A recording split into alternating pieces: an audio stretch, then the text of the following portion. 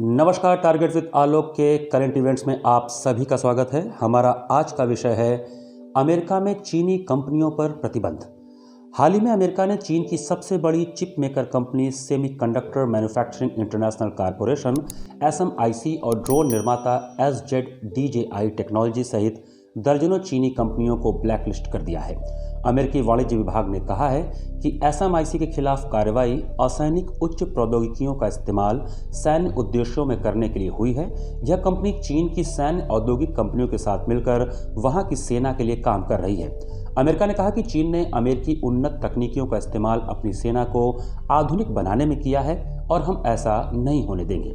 America ने दावा किया है कि दुनिया के सबसे बड़ी drone company SZ DJI, AGCU Scientech, China national scientific instruments and materials और कुआंग ची ग्रुप चीनी सेना के साथ मिलकर काम कर रही हैं, जो व्यापक पैमाने पर मानवाधिकारों के हनन के लिए जिम्मेदार हैं। कॉमर्स डिपार्टमेंट ने ब्लैकलिस्ट 70 कंपनियों और उनकी सहयोगी कंपनियों की लिस्ट जारी की है, जिसमें 60 चीनी कंपनियां शामिल हैं।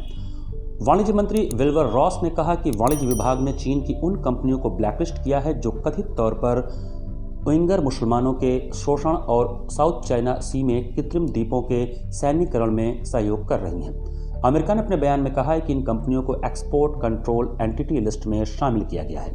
ये अब अमेरिका के साथ कोई व्यापार नहीं कर पाएंगी। राष्ट्रपति डोनाल्ड ट्रंप ने पिछले कुछ दिनों में चीन के खिलाफ कई बड़े फैसले लिए हैं, जिसके कारण अमेरिका और चीन में आर्थिक सैन्य तनातनी बढ़ने की संभावना बढ़ गई है। अमेरिकी चीन रिश्ते में पिछले वर्ष से ही साउथ चाइना सी, हांगकांग, ताइवान तथा जासूसी जैसे मसलों को लेकर तनाव बढ़ता जा रहा है। अमेरिकी विदेश मंत्री माइक पॉम्पियो ने कहा है कि हम हर उस चीनी कंपनी के खिलाफ कार्रवाई करेंगे जिसके संबंध चीन की सेना से जुड़े हुए हैं तथा भविष्य में अब चीन की शिप बिल्डिंग कंपनियों पर भी प्रतिबंध लगाए जाएंगे। वहीं चीनी विदेश मंत्रालय ने कहा है कि चीनी कंपनियों की ब्लैकलिस्टिंग अमेरिकी उत्पीड़न का सबूत है और बीजिंग अपने अधिकारों की रक्षा के लिए आवश्यक कार्रवाई करेगा। चीन के विदेश मंत्री वांग ली ने वाशिंगटन से कहा है कि वह चीनी कंपनियों के मनमाने दमन पर रोक लगाए। गौरतलब है कि कुछ दिनों पहले भारत, ऑस्ट्रेलिया समेत कई देशों ने 5G नेटवर्क के लिए चीनी कंपनी हुवे पर सुरक्षा कारणों से प्रतिबंध लगा दिया है। उल्लेखनीय है कि द ऑस्ट्रेलियन अखबार ने एक डाटा लीक की खबर में खुलासा किया था कि चीन की कम्युनिस्ट पार्टी CPC के लगभग 20 लाख सदस्य पूरे विश्व की वित्तीय, रक्षा, अंतरिक्ष उद्योग तथा दवा कंपनियों में कार्यरत है। अखबार के अनुसार जिन कंपनियों के बारे में अभी पता चला है उनमें बोइंग और वॉक्सवैगन, दवा कंपनियां फाइजर और एस्ट्रोजेनेका तथा ANZ एवं HSBC जैसे वित्तीय संस्थान शामिल हैं।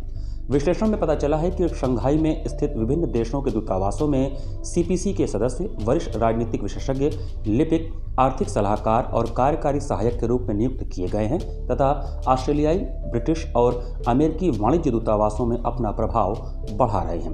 द ऑस्ट्रेलियन पत्रकार शेरी मार्क्सन ने अपनी रिपोर्ट में बताया है कि चीनी कम्युनिस्ट पार्टी के सदस्य जो ऑस्ट्रेलिया से लेकर ब्रिटेन, अमेरिका समेत पूरे विश्व में सक्रिय हैं, वो सीधे पार्टी के अध्यक्ष और राष्ट्रपति शी जिनपिंग के तहत कार्यरत हैं तथा उन्हीं के प्रति जवाबदेह हैं। मार्क्सन ने कहा कि यह पूरे विश्व के सुरक्षा के उल्लंघन का मामला हो सकता है। इससे कई वैश्विक कंपनियों और देशों को अपनी बौद्धिक संपदा की चोरी तथा रक्षा या आर्थिक मामलों की जासूसी के खतरे का सामना करना पड़ेगा।